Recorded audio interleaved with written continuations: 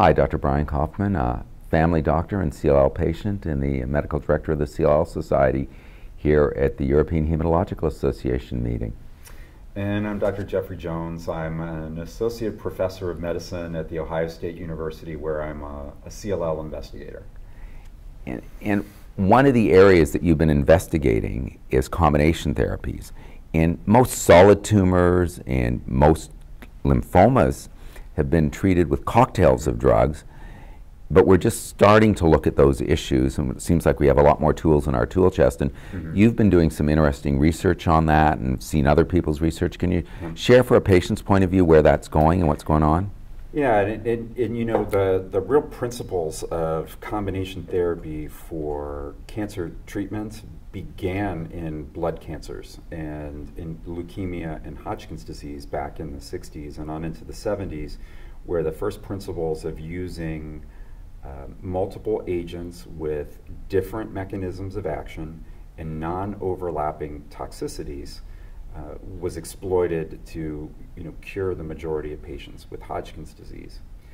In low-grade cancers, low-grade lymphoid cancers like CLL and follicular lymphoma, those kinds of combination chemotherapy approaches have offered profound rates of disease control, but have not, in most cases, been able to affect cures for patients. And the one that we're thinking of mostly here would be FCR and CLL. FCR would be the one that's shown the greatest degree of clinical benefit, and on the other hand has shown some really marked toxicity, both acute and long-term, that makes it less desirable, since it may result in long-term disease control in a small number of patients when you consider they have to have the right biologic features as well as be sufficiently young and fit to withstand the acute toxicity. The go-go patients.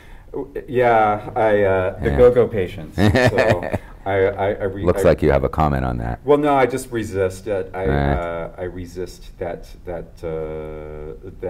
classification scheme, since I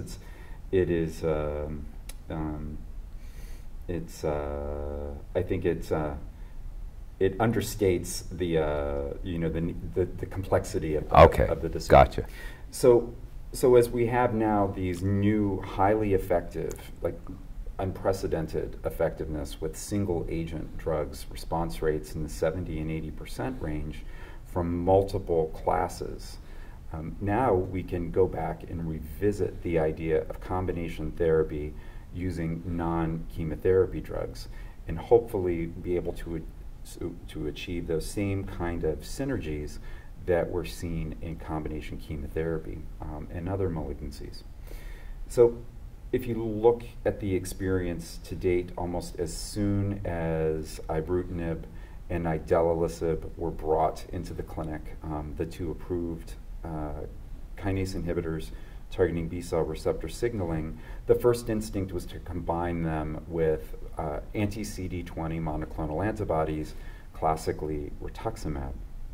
And the rationale for that was that when rituximab was added to chemotherapy, it not only improved response rates in CLL, but it also appeared to allow patients to stay in remission and ultimately alive longer with their disease.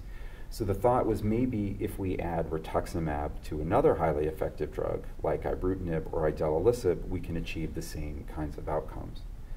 So far, it doesn't appear that the addition of anti-CD20 monoclonal antibody therapy will achieve markedly improved responses over the kinase inhibitors alone. So then the next question. Let me stop you on that.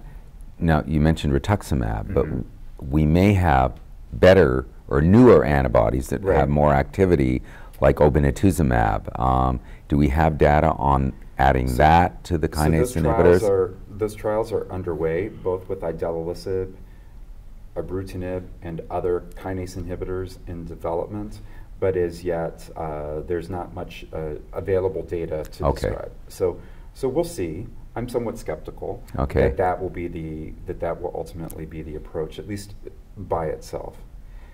The other avenue that people have taken is if the existing standard of care has been chemotherapy in combination with antibodies, what happens then if you now add a kinase inhibitor, another highly effective drug, to chemoimmunotherapy? Can you achieve better results?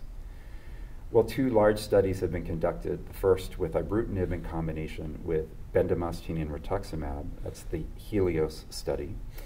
And then the second is with idelalisib in combination with bendamustine and rituximab. That's a study, the 115 study. So when you look at those results, you can see that ibrutinib or idelalisib appear to help bendamustine and rituximab work better than bendamustine and rituximab alone. Both studies show that.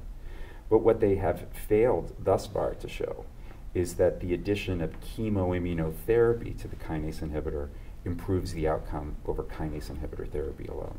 So the combinations that have been explored to date, if I were to summarize, suggest that single agent monoclonal antibodies added or chemoimmunotherapy are probably not where we'll see the greatest benefits of combination therapy. So that begs a question, of course. Right. Well, where would we tend to see greater benefits? Well, 2 areas are getting a lot of attention. One is, well, perhaps if we use combinations of kinase inhibitors, can you sort of double down on the B cell receptor signaling pathway to achieve greater responses there? Those studies are ongoing. In some respects, an early study, a combination of a SYK inhibitor with idelalisib, demonstrated unacceptable toxicity and was discontinued. And so combinations there was pneumonitis, deaths from deaths, yeah. So combination studies of BTK inhibitors and PI3 kinase inhibitors are ongoing, and results of those are expected, at least some preliminary data is expected later this year. But what many think may be the holy grail, as I say, of combination therapy using novel agents will come when venetoclax, the recently approved BCL2 inhibitor, also an oral drug, is combined with kinase inhibitor therapy. And a number of trials are either planned or already underway combining those agents, both PI3 kinase inhibitors. A second generation drug, duvelisib, is being assessed in a study in combination with venetoclax. And then there are a number of studies where ibrutinib is being combined in various ways with venetoclax as a way of trying to, again, take 2 highly effective drugs with response rates as single agents in excess of 70% and put them together with non-overlapping toxicities and differing mechanisms of action. Do we have any data yet on safety or efficacy on any of those combinations? Watch this space. Okay. So at Ohio State, we have been enrolling patients in a triple drug combination, actually. Obinutuzumab, the 3rd generation anti-CD20 antibody you mentioned, as well as venetoclax and ibrutinib. And we expect to present some of the initial safety data at the ASH annual meeting this fall. Oh, wonderful. So this is obviously kind of the frontier now, which is looking at these combinations, and they make a lot of sense from what I understand in the preclinical data. Yes. And there's reasons to believe. Also, I understand that they work somewhat in different compartments a little bit, that ibrutinib is particularly good for emptying out the nodes, and venetoclax is particularly good in the blood and the bone marrow, and so there's a lot of reasons to be excited about these options from a patient's perspective. That's right. So they, just in the same ways that when we used to combine antibodies that were sometimes more effective at clearing the peripheral blood or the spleen, old time now, alemtuzumab was particularly effective in the marrow, highly immunosuppressive, that made it hard to combine. But that's the same principle here. Venetoclax is a relatively lipophilic, meaning it likes to hang out in fat, and bone marrow is, aside from blood cells, is fat, mostly fat. Yeah, the yellow marrow. It tends to hang out there longer, and that may account. It's these pharmacologic effects not even so much mechanistically, but sort of aspects of the drug's biology itself that may contribute to its differential effects in the marrow. Any last words or advice you'd want to give to a patient who's looking maybe at therapy now for relapsed or refractory disease? So with the availability of highly effective single agents, there's always been concern that that may limit interest in exploring investigational options. So why might a patient still want to seek out something new? Well, the first is that you can always build a better mousetrap. That's been proven in cancer medicine and all areas of medicine. So there may be a second, coming third generation molecule similar to the drugs that are approved that might either have greater efficacy because of more specificity, reduced toxicity for the same reason that a patient might be interested in. On the other hand, there's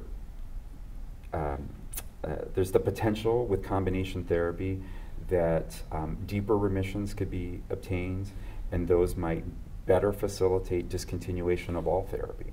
And so, as they're currently approved and used in the clinic, these newer drugs are all given for an indefinite period of time.